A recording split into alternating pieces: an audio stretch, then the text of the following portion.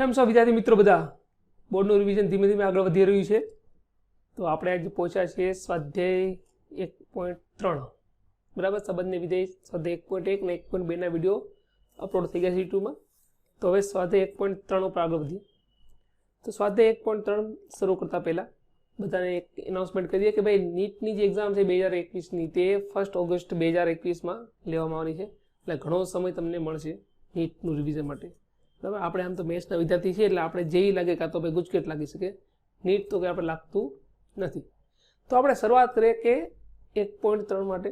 તે પહેલાં થોડું ઘણું આપણે નીટના ક્રેશ કોર્સ વિશે માહિતી આપી દઈએ કે ભાઈ નીટનો ગુજરાતી માધ્યમના વિદ્યાર્થી માટે આપણે ક્રેશ કોર્સ શરૂ કરી રહ્યા છે, ઓનલાઈન ક્રેશ કોર્સ.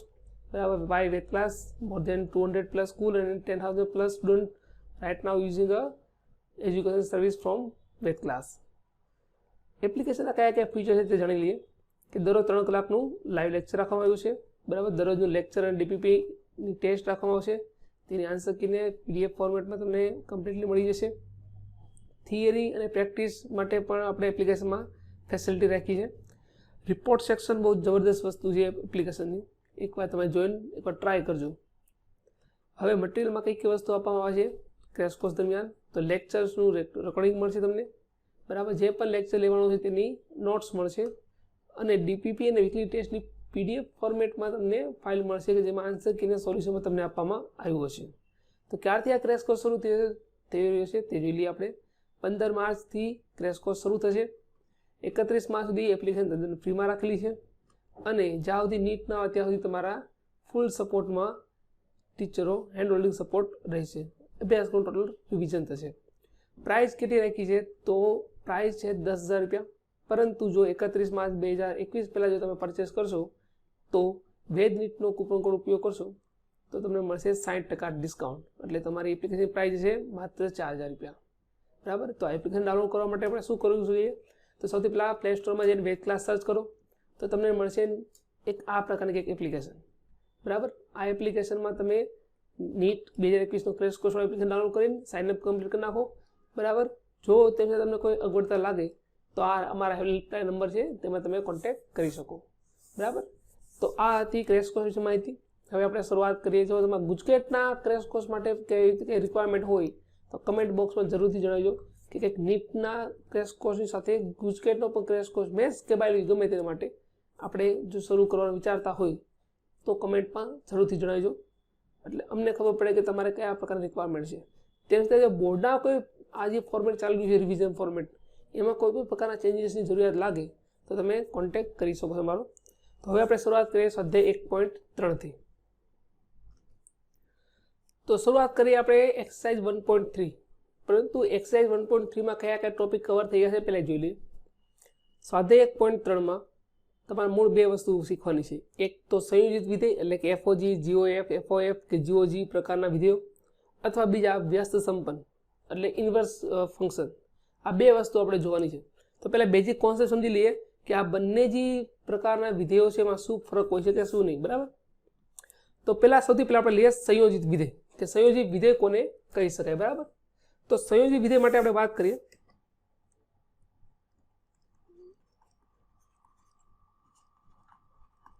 કમ્પોઝાઇટ ફંક્શન પણ કહી શકાય ઇંગ્લિશમાં. તો સંયોજિત વિધેય કોને કહેવાય? તો સિમ્પલ ડાયાગ્રામ મેથડથી સમજીએ કે સંયોજિત વિધેય કઈ રીતે થઈ શકે તે રીતે. બરાબર. જો આપણે 2 વિધેય હોય સપોઝ f અને g. બરાબર. એક f અને g 2 પ્રકારનો વિધેય છે. f of g of x આનો અર્થ થાય કે f અને g નું સંયોજન કરીએ છીએ.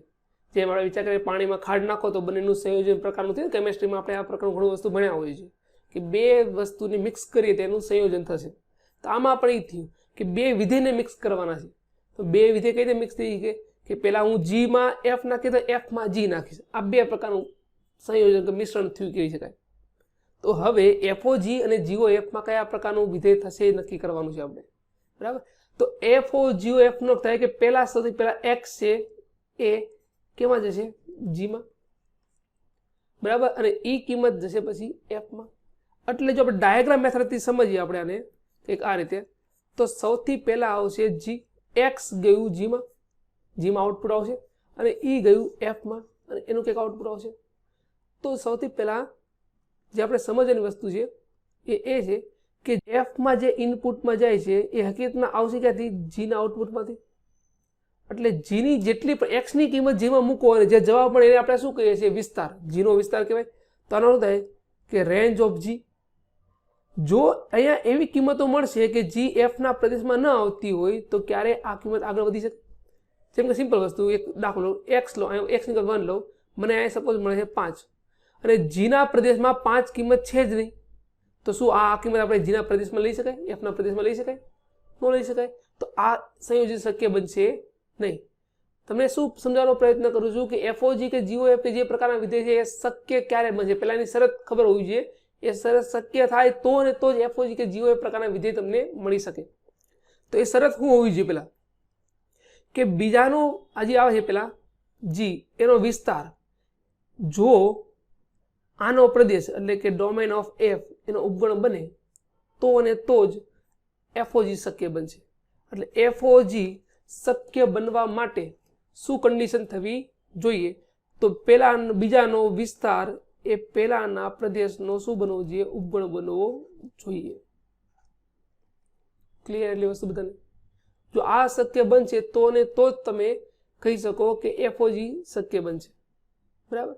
હવે શક્ય તો સમજી ગયા, ચાલો શરત ખબર પડી ગઈ કે પેલાનો એફઓજી કે જીઓએફ ગમે તે હોય, બીજાનો શું વિસ્તાર પેલાના પ્રદેશનો શું બનવો જોઈએ?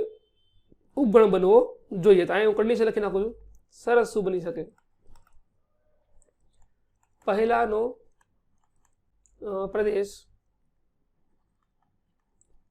ઇઝ સબસેટ ઓફ બીજાનો વિસ્તાર. એટલે જ્યાં વિચાર કરો એફઓજી ની વાત કરું તો એ હું કન્ડિશનમાં છે? પહેલાનો પ્રદેશ શું થાય? Domain of F is subset of શું થશે? સોરી, ઉલટું થાય એમ તો હકીકતમાં લખવું સબસેટ તો g of range of g. આ રીતે બનવું જોઈએ. બરાબર. હવે આ તો એફઓજી થઈ ગયું. હવે જીઓએફ ની વાત કરીએ તો જીઓએફ માં કન્ડિશન શું બનવી જોઈએ? જી ઓફ એફ ઓફ એક્સ. તો પહેલા કન્ડિશન ની વાત કરું તો જી ઓફ એફ ઓફ એક્સ થઈ ગયું. બરાબર. તો એનો અર્થ એવો થશે કે સૌથી પહેલા જે એક્સ છે એ કેમાં જવાનું છે? એફમાં. એટલે બહાર આઉટપુટમાં શું મળે તમને? F of x. અને એ ગયું પાછું જીમાં. તો બહાર શું હશે? જી ઓફ એફ ઓફ એક્સ આવશે. તો અહીંયા કન્ડિશન શું પાલન થવું જોઈએ કે જે અહીંથી આઉટપુટ મળે છે તમને, કયો આઉટપુટમાં છે? Range of F is subset of domain of g. આ શરતનું પાલન થાય તો જીઓએફ શક્ય છે. બરાબર. દાખલા આના બહુ સિમ્પલ છે, બહુ એટલા હાર્ડ નહીં થઈ શકે, પરંતુ આમાં જો ગણતરીમાં આ ચેપ્ટરમાં જો ગણતરીમાં પૂછાઈ શકે તો આની શક્યતા સૌથી વધારે રહી શકે. બરાબર. હવે એફ ઓફ એફ અને જી ઓફ જી નક્કી કરીએ તો એફ ઓફ એફ ખબર પડે એટલે જી ઓફ જી તો ઓટોમેટિક ખબર પડી છે કે એફ ઓફ આ ટાઈપનું હોય. તો શરત આના માટે સેમ ટુ સેમ પાછું લાગી જ પડે આપણે કે શરત શું લખી છે એમાં કે બીજાનો વિસ્તાર range of F is subset of પેલાનો પ્રદેશ ડોમેન ઓફ એફ. આ શરતનું પાલન થાય તો સમજવાનું કે એફ ઓફ એફ શક્ય બનશે. ક્લિયર? બરાબર. હવે દાખલા ગણતરી કઈ રીતે કરવા એ આપણે સમજી લઈએ થોડું. તો એના માટે એકાદ બે આપણે ઉદાહરણ તરીકે લઈએ, પછી વ્યસ્તના દાખલા સમજાવીશ. બરાબર. અને જે મેન થિયરિકલ દાખલામાં ઘણા ખરા આવશે એ નથી ગણાવતો, માત્ર જે ન્યુમેરિકલ ટાઈપના ગણતરીવાળા દાખલા આવે છે તેને રીતે આપણે ગણવાનો પ્રયત્ન કરીએ. બરાબર. ચલો આ દાખલો આપ્યો તમને તો બે રીતે દાખલો ગણતરી કરીશું આપણે, એક તો ગ્રાફિકલ મેથડથી અને એક ગણતરી રીતથી કઈ રીતે થઈ શકે તે. બરાબર. તો ગ્રાફિકલ મેથડથી જો આપણે ગણતરી કરવાની હોય તો કઈ રીતે થઈ શકે? તો સૌથી પહેલા આપણે કઈ નક્કી જીઓએફ નક્કી કરવાનું છે. તો સૌથી પહેલા જી ઓફ એફ ઓફ એક્સ થાય. જી ઓફ એફ ઓફ એક્સ એટલે કે આનો થાય જી ઓફ એફ ઓફ એક્સ થયું. એટલે સૌથી પહેલા કિંમત એક્સ ની કિંમત કેમાં જશે? એફમાં. અને એફ માંથી કિંમત કેમાં આવશે? જીમાં. બરાબર. તો સૌથી પહેલી વસ્તુ આપણે સમજીએ કે આખે આખું જીઓએફ જો આપણે જો તો સંયોજિત વિધેય કહેવાય, નામ તો વિધેય છે ને, એટલે કોઈ પણ વિધેય હોય એને બે વસ્તુ બની ગઈ, એક તો એનો પ્રદેશ શું થવું જોઈએ ને એક એનો સહપ્રદેશ શું થવું જોઈએ. તો મને કહું કે આમાં એનો પ્રદેશ શું થઈ શકે? તો જે અહીંથી આટલી કિંમત હોય ને આને શું કહેવાય?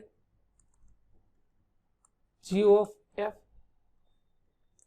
તો જી ઓફ એફ માં સૌથી પહેલા એક્સ ની કિંમત જે અંદર જાય છે એ કેમાં જાય છે? એફ માં. એટલે આ કિંમત હંમેશા શું હોવો જોઈએ? ડોમેન ઓફ એફ, એફનો પ્રદેશમાંથી કિંમત જઈ ગઈ એફમાં, અને અહીંયા જે કિંમત મળશે તમને એને શું કહેવાય? રેન્જ ઓફ જી અથવા તો કોડોમેન, સહપ્રદેશ થઈ શકે, વિસ્તાર અથવા તો સહપ્રદેશ કોનો થશે? જીનો. ક્લિયર? તો અહીંયા જે આપણે કિંમત લેવાની થશે એ હંમેશા કેમાંથી લેવાની થશે? એક્સમાંથી. બરાબર? એક્સની જે કિંમત લેવાની થશે એ હંમેશા કિંમત લેવાની થશે એફના પ્રદેશમાંથી, અને કિંમત મળવી કિંમત જોઈએ જીના વિસ્તાર અથવા સહપ્રદેશમાંથી. બરાબર? તો સૌથી પહેલા ચેક કરો કે આમાં એફનો પ્રદેશ શું આપણો તમને? તો એફનો પ્રદેશ છે તમને 1 3 4. એટલે તમારે જે જી ઓફ એફ ઓફ એક્સમાં જે એક્સની કિંમત લેવાની છે એ 1 3 4 હોવી જોઈએ. તો 1 બાય 1 આપણે એક કિંમત લઈએ. 1 લીધી, પછી 3 લીધી, અને પછી કેટલી લીધી? 4. ક્લિયર? તો હવે આનો શું થાય? એફ ઓફ 1 થાય. એટલે કે એફમાં એક્સની કિંમત 1 મૂકો તો આઉટપુટમાં શું મળે? તો વિધેય ચેક કરો. એફમાં એક્સની કિંમત 1 મૂકો, જવાબમાં શું મળે મને? 2. તો અહીંયા શું થશે? 2 મૂકીશ. હવે જો જીમાં 2 આવ્યું તો જવાબ શું આવે? 3. જવાબ થઈ ગયો 3. એટલે કે આખું ગણતરી ચેક કરો તો તમને શું મળશે? એક કિંમત લીધી મને, જવાબમાં શું મળ્યો તમને? 3. એટલે આ જગ્યાએ સપોઝ આપણે આ રીતે લખીએ જી ઓફ એફ ઓફ એક્સ ની જો આપણે કિંમત લખવાની હોય તો મેં 1 મૂક્યું, મને જવાબમાં શું મળ્યું? 3. બરાબર? હવે આપણે આગળ વધીએ. જી ઓફ એફ ઓફ 3. એટલે ચેક કરો, એફમાં 3 મૂકો તો જવાબમાં શું મળે તમને? 3 મૂકો, જવાબમાં શું મળે? 5. તો એવું થઈ ગયું જી ઓફ 5. અને જીમાં 5 મૂકીએ તો જવાબમાં શું આવે છે? 1. એટલે 1 થશે. ક્લિયર? આટલી વસ્તુ. એટલે અહીં બીજું આપણે શું લખીશું? સપોઝ લખવા થાય તો 3 માટે જવાબમાં શું આવે છે? 1. અને આ જગ્યાએ હવે ચેક કરીએ પાછું આપણે જી ઓફ એફ ઓફ 4.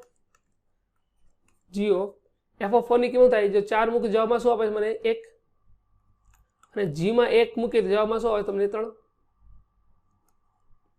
તો જવાબ અહીંયા શું લખીશું આપણે? 4 3. ક્લિયર? તો આ થઈ ગયું જી ઓફ એફ ઓફ એક્સ. હવે આને ગ્રાફિકલી સમજીએ. બરાબર? ગ્રાફિકલી સમજવું હોય તો પહેલા આપણે એ તો ખબર પડી જાય કે જીઓ એફ કે એફઓ જીમાં પેલા કિંમત મૂકવી કોનામાંથી? જીના પ્રદેશમાં જ લેવું, એફના પ્રદેશમાં જ લેવું, સહપ્રદેશમાં જ લેવું, કિંમત લેવી ક્યાંથી? તો સૌથી પહેલો જે બીજો ઘટક હોય એના પ્રદેશમાંથી કિંમત લેવાની, અને કિંમત મળવી હંમેશા કેમાં જોઈએ? બીજાના સહપ્રદેશમાંથી મળવી જોઈએ. કિંમત આમાં મૂકવાની અને આમાંથી મળવી જોઈએ. બરાબર? તો ગ્રાફિકલી સમજી. ચાલો તો પહેલા આપણે 1 3 4. 1 કિંમત ગઈ એફમાં તો જવાબમાં મને આઉટપુટ મળ્યું 2. 2 કિંમત ગઈ જીમાં, જવાબ મળ્યો 3. તો મારો આખો જે પ્રદેશ છે એ થઈ ગયો 1 થી 3. બરાબર? હવે પાછું 3 લે કિંમત તો 5 જવાબ મળ્યો. 5 લે કિંમત તો 1 જવાબ મળ્યો. તો મારો જવાબ થઈ ગયો 3 1. બરાબર? પછી સપોઝ 4 લીધું, જવાબમાં મળ્યો 1 કિંમત મૂકી જીમાં તો જવાબમાં મળ્યું મને 3. તો જો ચેક કરો તો 4 અને 3 ગ્રાફિકલ થઈ ગયું. તો સંયોજિત વિધેય હવે તમને ખબર પડવી જોઈએ. બરાબર? તો એકવાર ફરતી તો ઉપરનું થોડુંક રિવિઝન હું કરી નાખું, જેથી કરીને હવે દાખલો એકવાર ગણાઈ ગયો એટલે તમને થોડા કન્સેપ્ટ ક્લિયર થઈ ગયા છે. ઉપરનું જે થિયરી હતી એ ફરતી સમજાવી દઈશું. બરાબર?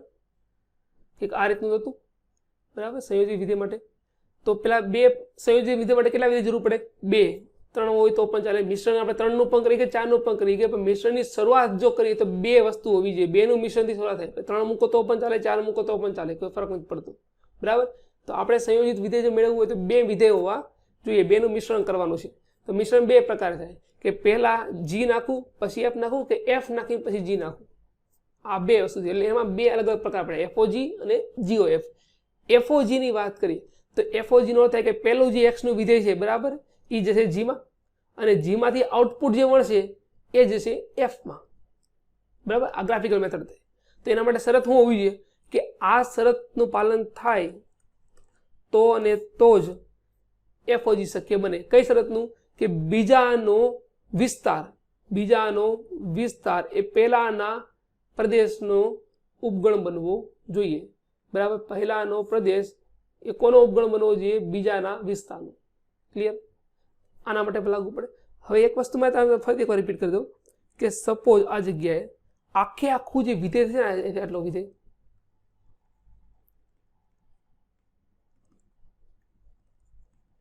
બરાબર. આને શું કહેવાય? એફઓજી. બરાબર. આઉટપુટમાં અહીંયા તમને જે મળશે કિંમત, બરાબર, આ ઇનપુટની કિંમત હંમેશા કેમાંથી લેવાની થશે? જીના પ્રદેશમાંથી. આઉટપુટમાં કિંમત મળશે શું થાય? એફના વિસ્તાર અથવા સહપ્રદેશમાંથી કિંમત મળશે. અહીંયા જો ચેક કરો,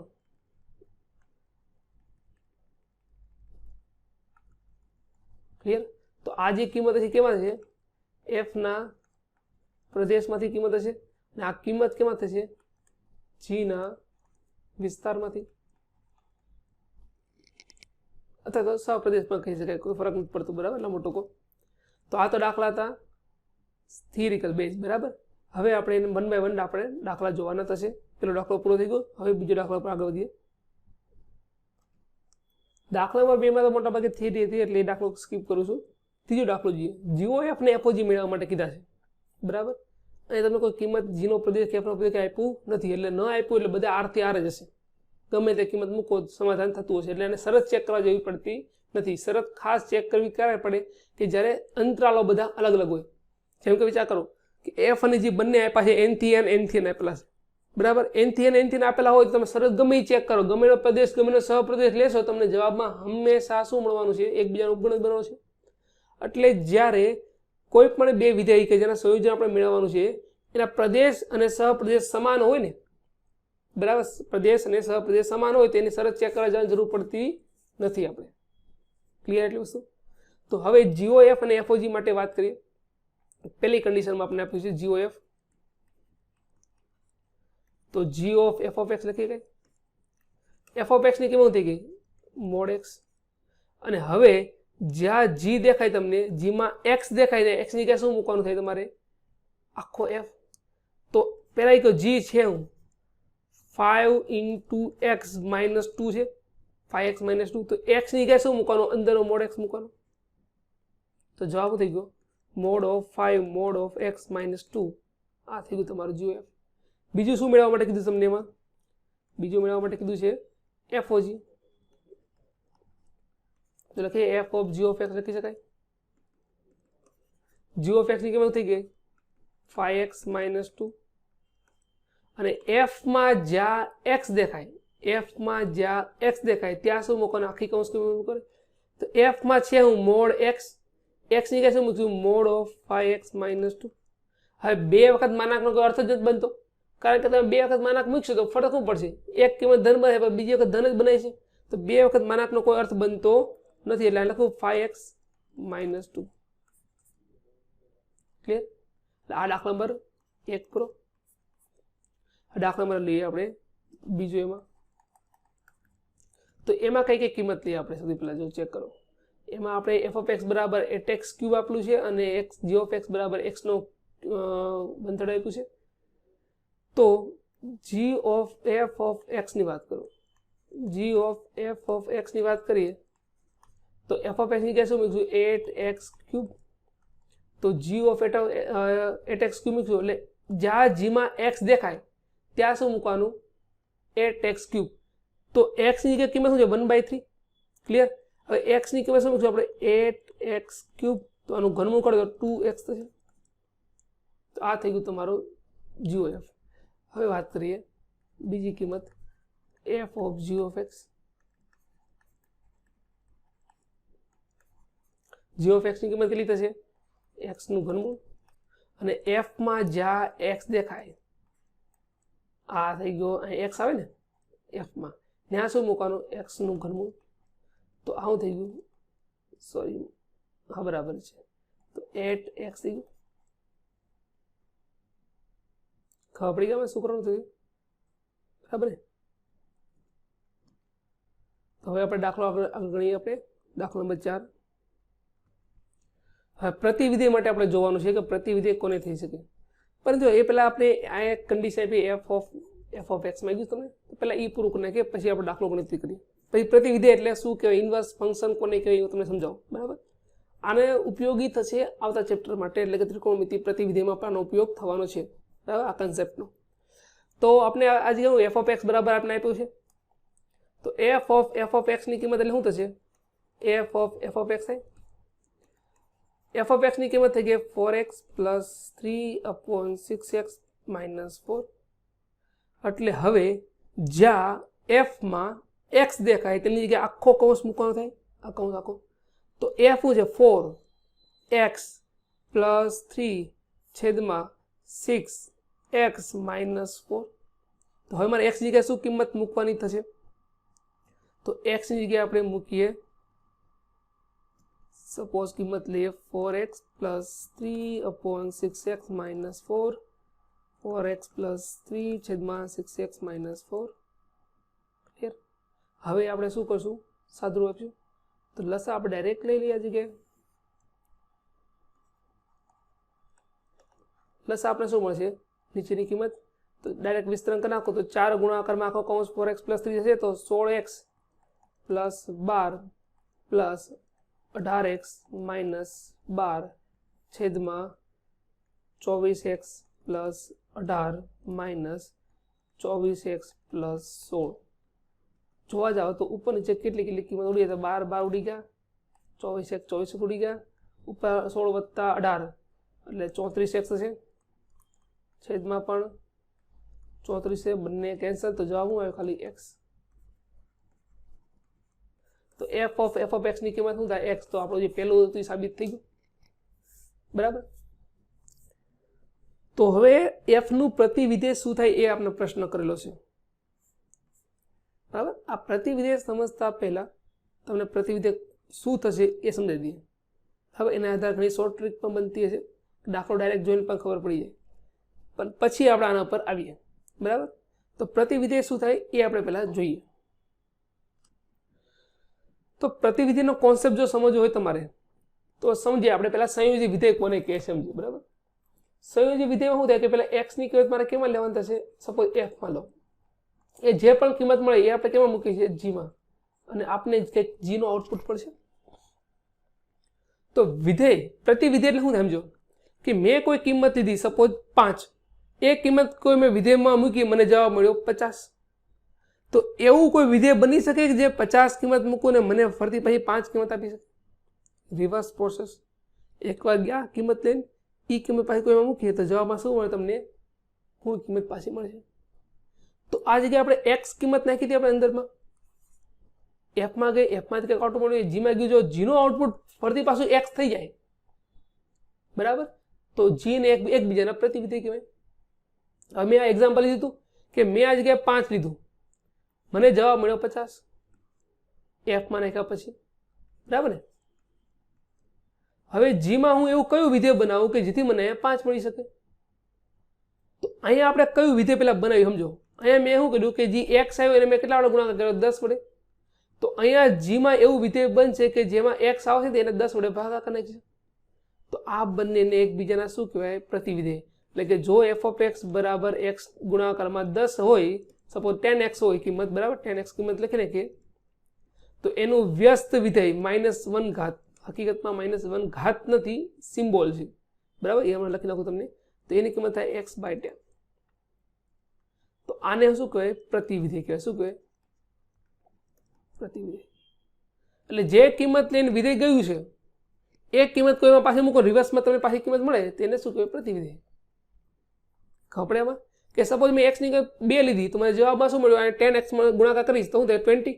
20 કિંમત હું કોઈમાં મૂકીશ તો x/10 માં મૂકું તો મને જવાબમાં શું મળે? પાછું 2 મળશે. આ સમજો આપણે બધા વસ્તુ. તો આને કહેવાય પ્રતિવિધેય. તો પ્રતિવિધેય નો પ્રદેશ ને સહપ્રદેશ શું થાય? પેલા સમજો કે સપોઝ વિધેય કોઈ f એ a થી b પર હોય, જે એમાં a શું કહેવાનો પ્રદેશ અને b શું કહેવાનો સહપ્રદેશ, તો આનો થાય b થી a, કારણ કે ઉલટી કિંમત થવાની છે. જે કિંમત મળે છે એ કિંમત પાછી મૂકવાની છે અને પાછી આ જવાબ મળવું છે. બરાબર, આ વસ્તુ ખબર પડી ગઈ. હવે પ્રતિવિધેય એ ક્યારે અસ્તિત્વ ધરાવી શકે? સૌથી મોટો પ્રશ્ન. એના માટે તમારે 1.2 જે સ્વાધ્યાય છે એ તમને આવડવું જોઈએ, તો તમને ખબર પડે કે પ્રતિવિધેય શા માટે બને કે ન બની શકે.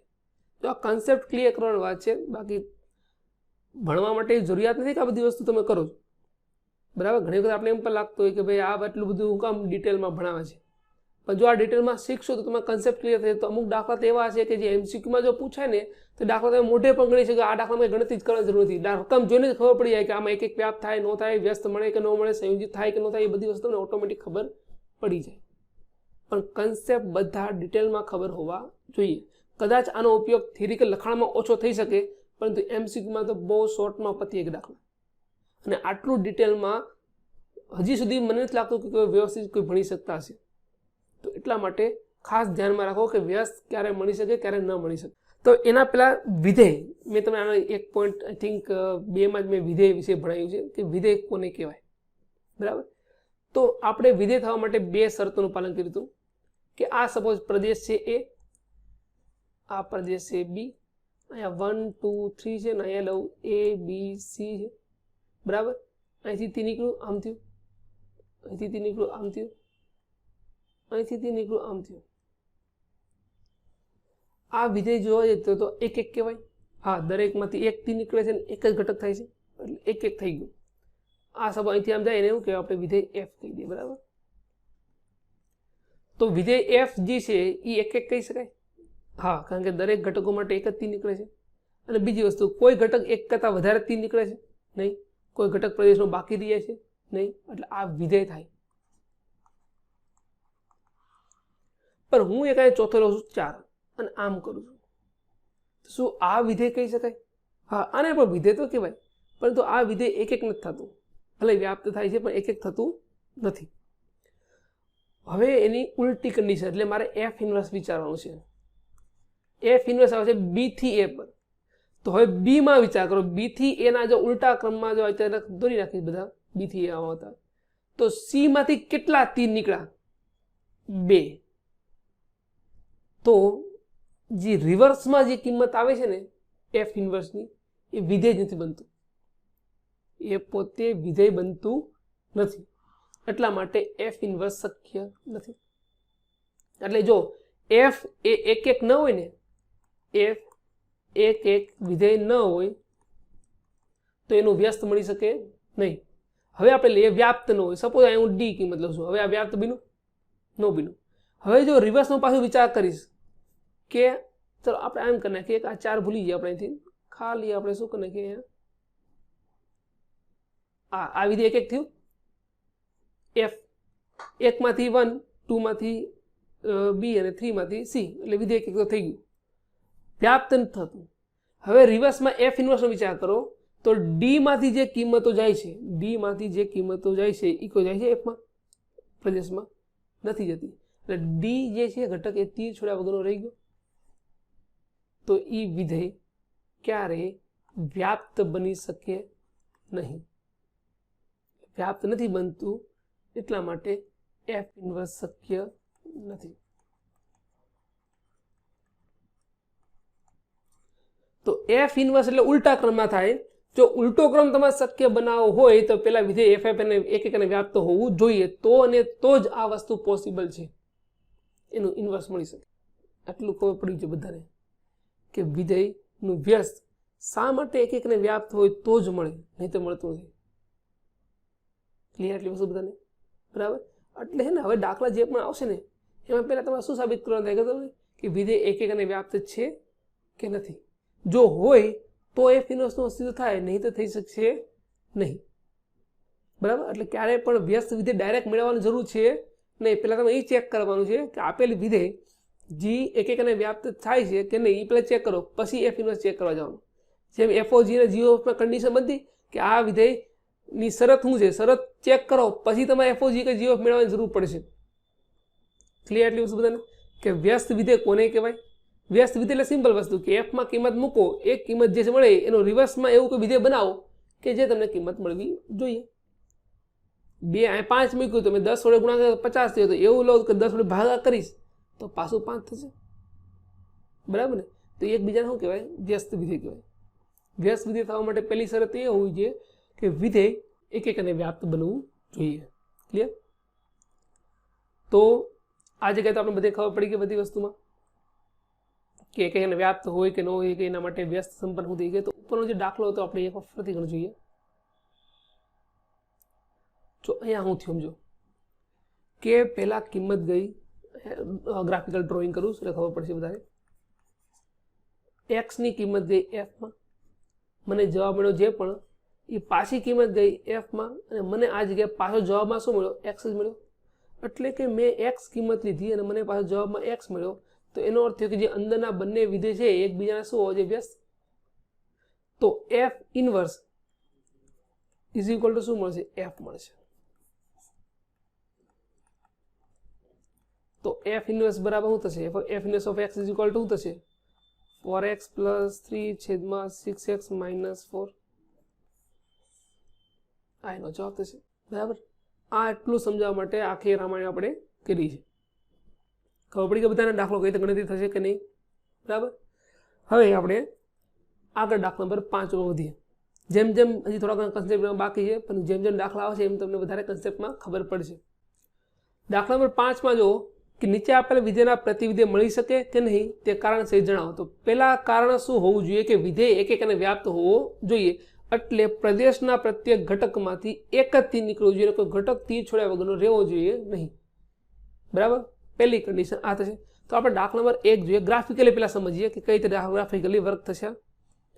બરાબર. તો આપણે 2 આ જગ્યાએ રાઉન્ડ લઈ લઈએ.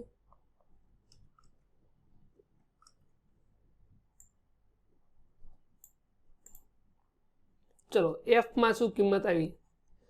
1 2 3 4 અને અહીંયા છે 10 કિંમત. બરાબર.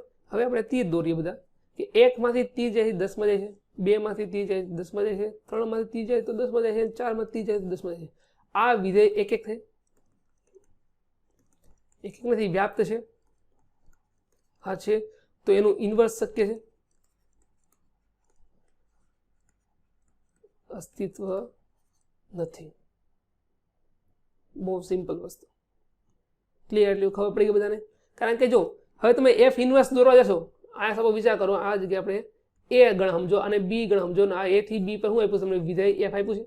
હવે એફ ઇન્વર્સ શું થાય? અહીંથી આમ જાય ને, આને શું કહેવાય? એફ ઇન્વર્સ કહેવાય. ઉલટું ક્રમમાં આવે તો ઉલટા ક્રમમાં એફ ઇન્વર્સ આવે છે તો એક કિંમત સિમ્પલ. 10 માંથી કેટલા તીર નીકળે છે? 4 તીર નીકળે છે. એક માં જાય, 2 માં જાય, 3 માં જાય, 4 માં જાય. તો 1 માંથી 4 તીર નીકળ્યા તો એ વિધેય બની ન શકે.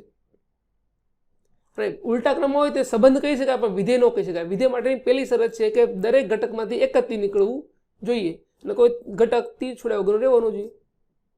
આમાં તીર છોડ્યા વગર રહેતો નથી, પણ 10 માંથી 4 તીર નીકળે છે તો વિધેય કહી શકાય નહીં. આ ગ્રાફિકલી સમજવાનું હતું. દાખલામાં લખવું શું? દાખલો પૂછાય તો આપણે આવી આકૃતિ દોરવાના છીએ નહીં. આમ તો આકૃતિ દોરો તો કંઈ ખોટું પણ નથી, પણ લખાણ પદ્ધતિ થોડી ઘણી હોવી જોઈએ.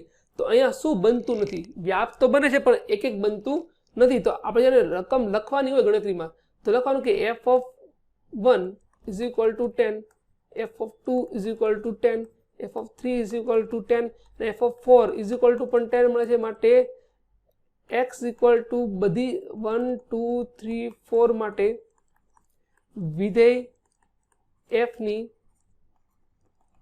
કિંમતો 10 જ મળે છે. માટે f એ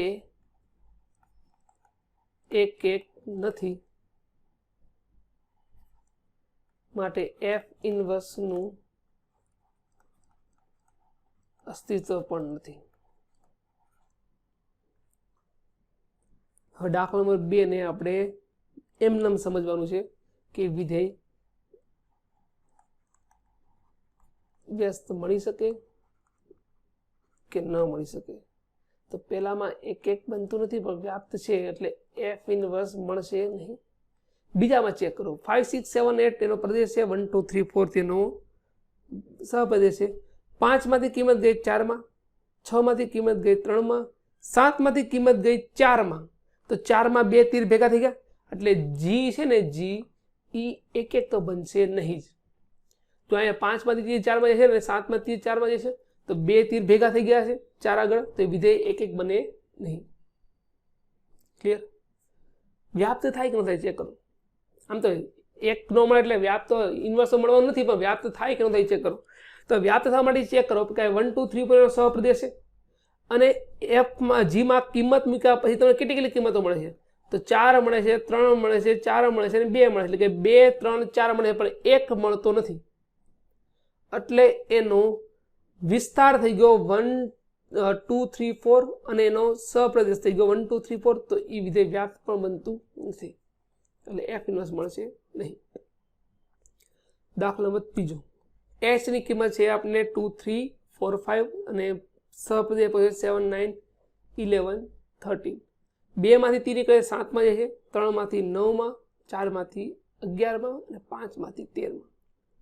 જો આ પ્રકારનો દાખલો સિમ્પલ સમજ હોય ને તો શું કરવાનું શું કરે આ જો ખાસ આ બધી કિંમતો બીજા ઘટકોમાં આવી જાય છે. પહેલું તો એ ચેક કરવાનું. શું ચેક કરવાનું કે જે બીજા ઘટક બીજા ગણ છે એની બધી કિંમતો આવી જાય છે અને કોઈ રિપીટ થાય છે. જો બધી ઘટકો કિંમત આવી જતી હોય કોઈ રિપીટ ન થતું હોય તો રિપીટ ન થાય એનો અર્થ છે કે એક એક હશે અને બધી કિંમતો આવી જતી છે એનો અર્થ છે કે વ્યાપ્ત છે. અહીંયા બંને કન્ડિશન બને છે એટલે બંને કન્ડિશન બને એટલે આવું થઈ ગયું એફ ઇન્વર્સનું અસ્તિત્વ હશે. દાખલો બહુ સિમ્પલ હતો બરાબર. દાખલા નંબર 6 ઉપર આગળ વધીએ આપણે. દાખલા નંબર 6 માં તમને કીધું છે કે f of x તમને આપ્યું છે x upon x plus 2 દ્વારા વ્યાખ્યાયિત એક એક છે એટલે સાબિત કરવા માટે એક વિધિ છે કે નહીં.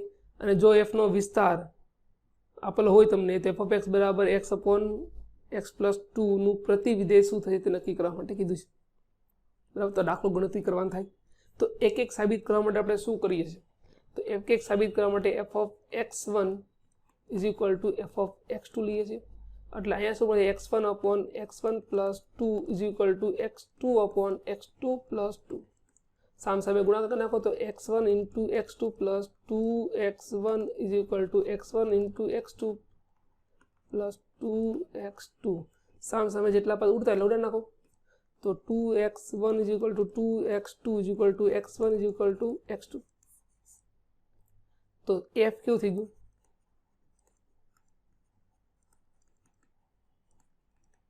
એક એક થાય. હવે મારે શું મળ્યું છે પ્રતિવિધિ મેળવવાનું છે તો પ્રતિવિધિ સિમ્પલ શું હતું જો સમજો કે x ની કિંમત મેં f માં મૂકી અને જે જવાબ મને મળ્યો એ કિંમત પાછી એવી કોઈ વિધેયમાં મૂકું તો મને પાછું રિવર્સમાં જવાબ મળવો જોઈએ. તો પ્રતિવિધિ કઈ રીતે મળી શકે સિમ્પલ. જો વ્યાપ્ત વિધિ તમને યાદ હોય કે મેં વ્યાપ્ત વિધિ કઈ રીતે ગણતરી કર્યા હતા તો વ્યાપ્ત આવડે શું કે f of x બરાબર y ધારી છે x ને કરતા બનાવી છે y ના સ્વરૂપમાં બસ એટલો દાખલો ગણતરી કરો એટલે વ્યસ્ત વિધિ તમને ઓટોમેટિક મળી જાય. કઈ રીતે ચેક કરીએ તો f of x બરાબર શું આપ્યું છે x upon x plus 2 બરાબર શું ધારીશું આપણે y ધારીએ બરાબર. તો x is equal to શું મળે yx plus 2y. મારે કરતા બનાવવું છે x ને 2y. સપોઝ x કોમન કાઢી નાખો શું થાય 2y upon 1 minus y.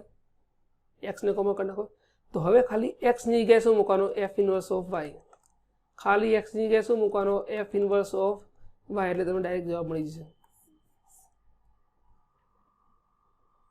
એટલે આ બંને એકબીજાના પ્રતિવિધિ થાય. સિમ્પલ દાખલો કોઈ બીજું કે માથાકૂટ કરવાની જરૂર છે નહીં કે f of x બરાબર y ધરાવવાનું એમાંથી કોને કરતા બનાવવાનું x ને જે છેલ્લે x આવે એમાં ખાલી x ને બદલે દેખાય એવું કોઈ નાખીએ f ઇન્વર્સ y મૂકો બસ એટલે આ થઈ ગયું વ્યસ્ત વિધિ. જો તમે આ તો દાખલો રહ્યો આપણે થિયરિકલ છે એટલે ગણતરી કરવો પડે પરંતુ સપોઝ વિચાર કરો કે આ દાખલો સપોઝ MCQમાં પૂછાયો હોય તો તમારે શું કરવા થાય તમને બહુ દાખલો સિમ્પલ. અહીંયા x ની કિંમત કોઈ પણ ધારો સપોઝ મેં એક ધારી કેટલી ધારી x ની કિંમત મેં એક ધારી તો મને કહો f of x માં શું જવાબ મળશે 1/3 1 upon 1/3. હવે એ કિંમત મૂકો તમે આમાં કેમાં f ઇન્વર્સમાં તો અહીંયા કિંમત મૂકો 2 into 1/3 upon 1 minus 1/3 તો રસ આપી કેટલા છે 2/3 અહીંયા પણ 2/3 તો પાછું બંધ થઈ ગયું. મેં કિંમત લીધી 1 કિંમત મૂકી f માં f ની કિંમત મૂકી f ઇન્વર્સમાં તમને જવાબમાં શું મળ્યું 1 નું 1 મળી ગયું પાછું. તો આ રીતે MCQ માં પણ ઘણો ખરો ઉપયોગ થશે દાખલો. ક્લિયર એટલું શું બધાને કે કઈ રીતે તમને f ઇન્વર્સ મળી શકે ને બધી વસ્તુ. તો દાખલા નંબર 7 પર આગળ વધીએ આપણે. દાખલા નંબર 7 માં કીધું છે કે f from R to R f of x બરાબર 4x plus 3 સાબિત કરો કે f એ વ્યસ્ત સંપન્ન છે એટલે કે વ્યસ્ત મળી શકે એમ છે અને f નું પ્રતિવિધેય મેળવવા માટે કીધું છે. સુરેખ કોઈ પણ પદાવલી હોય આગળના લેક્ચરમાં મેં કીધું કે f of x બરાબર r થી r હોય f of x બરાબર r થી r હોય ને f of x એ સુરેખ પદાવલી હોય તે હંમેશા એક એકને વ્યાપ્ત થાય. તો ગણતરી કઈ રીતે કરો તો સિમ્પલ પહેલી વસ્તુ F of x1 is equal to f of x2 લેવાનું, તો 4x1 plus 3 is equal two 4x2 plus 3 plus 3 plus 3 ઉડી ગયા, 4x1 is equal two 4x2, તો 4 4 ઉડી ગયા, x1 is equal two x2 માટે f એ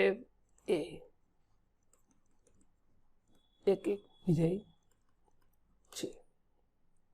હવે વ્યાપ્ત માટે શું કરવાનું, તો f of x બરાબર y ધારવાનું, એટલે કે 4x પ્લસ 3 બરાબર y, so 4x equal to y minus 3, so x equal to y minus 3 by 4. હવે એ કિંમત પાછી કેમાં મૂકવાની, આપણે કેમાં મૂકશું, f માં, બરાબર.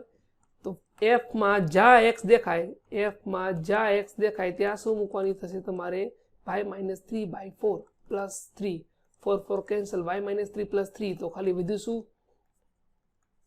y. ક્લિયર એટલી વસ્તુ બધાને? એટલે માટે f કેવું થઈ ગયું, f એ વ્યાપ્ત વિધેય છે. f એ એક અને વ્યાપ્ત બંને હોય તેનો અર્થ શું થઈ ગયો, f ઇન્વર્સ નું અસ્તિત્વ છે. તો અસ્તિત્વ હોય તો આપણે સિમ્પલ વસ્તુ કે જે આ કિંમત છે x બરાબર, એમાં x ને બદલે શું મૂકશું આપણે, f ઇન્વર્સ ઓફ y. શું x બરાબર છે, y માઇનસ 3 બાય 4. x ની જગ્યાએ f ઇન્વર્સ ઓફ y લઈએ તો f inverse of y is equal to y minus 3 by 4. समझ में आ गयो दाखलो, बराबर. तो हवे लेक्चर नी लेंथ घणी लांबी थई गई छे. जो तमने लागे कि आमां वधारे दाखलानी जरूरियात छे, दरेक चेप्टर पूरेपूरा नहीं गणावतो कि दरेक स्वाध्याय पूरेपूरा नहीं गणातो, कारण के समय बहुत वधारे जरूर पड़े. 1.5-2 कलाकनो विडियो मने नहीं लागतो कोई यूट्यूब पर आवीने तमे 1.5 कलाकनो विडियो जोशो, એટલે 30-40-50 મિનિટનો આસપાસનો દરેકનો આપણે વિડિયો જોઈએ છે. તો થોડા કન્સેપ્ટ અને થોડા દાખલા એટલે તમને આખું ચેપ્ટર ક્લિયર થઈ જાય. કોઈ કન્સેપ્ટ બાકી તમે લગભગ તો ઘણી ખરું ભણી બેઠા છો બધે, એટલે આના માટે તમે કન્સેપ્ટ ક્લિયર કરવા માટે કોઈ સ્વાધ્યાયનો કન્સેપ્ટ ક્લિયર કરવો છે તો આ તમારો વિડિયો ખૂબ મહત્વપૂર્ણ થઈ શકે છે. તો ગુજકેટ માટે તમારે જો એમસીક્યુ નું પણ તમારે જરૂરિયાત હોય યુટ્યુબમાં વિડિયો બનાવવા માટે કે વિડિયો જોવા માટે, બરાબર, કે ભાઈ આપણે ગુજકેટના એમસીક્યુ માટેનું પણ આપણે જરૂરિયાત છે, તો એ આપણે ધીમે ધીમે શરૂ કરશું. આના રિવ્યુ આપવાનું ખાસ ભૂલતા નહીં કે આજે બોર્ડનું રિવિઝન ચાલી રહ્યું છે એ કયા પ્રકારનું તમને લાગે છે, શું આ રિવિઝનને આગળ વધારવાની જરૂર છે. મારી ગણતરી છે કે દરેકે દરેક સ્વાધ્યાયના એક આ પ્રકારના વિડીયો બનાવવું, જેથી કરીને જે લોકોને બોર્ડમાં તકલીફ પડે છે એ લોકોની તકલીફ દૂર થઈ શકે, બરાબર. તો કમેન્ટમાં જરૂરથી કહો કે તમને કયા પ્રકારના વિડીયો જોવાની વધારે માહિતી છે. મેં જેટલા પણ સ્ટુડન્ટના રિવ્યૂ લીધા છે તેના આધારે મને ખબર પડી કે આમાં સૌથી વધારે ત્યાં બોર્ડના રિવિઝનની જરૂરિયાત છે. તો જ્યાં સુધી બોર્ડની એક્ઝામ ન આવે ત્યાં સુધીમાં જો આપણે બધા જ સ્વાધ્યાય ક્લિયર થઈ જાય તો એ બહુ સારું વસ્તુ કહી શકાય, બરાબર. તો કમેન્ટમાં જરૂરથી કહો તમે કે તમારા કયા પ્રકારના વિડીયોની જરૂરિયાત છે, તો એ પ્રકારના વિડીયો આપણે ભવિષ્યમાં બનાવતા રહીએ, બરાબર. અને ગુજકેટ માટે પણ આપણે વિચારીએ છીએ કે કંઈક એમસીક્યુ લેવલનું આપણે કામકાજ શરૂ કરીએ. અત્યારે બોર્ડનું રિવિઝન કમ્પ્લીટલી ચાલશે, ક્લિયર. તો આટલો વિડીયો રાખીએ, આવતા લેક્ચરમાં આપણે મળશું સ્વાધ્યાય 1.4 સાથે. ચલો, બાય બાય.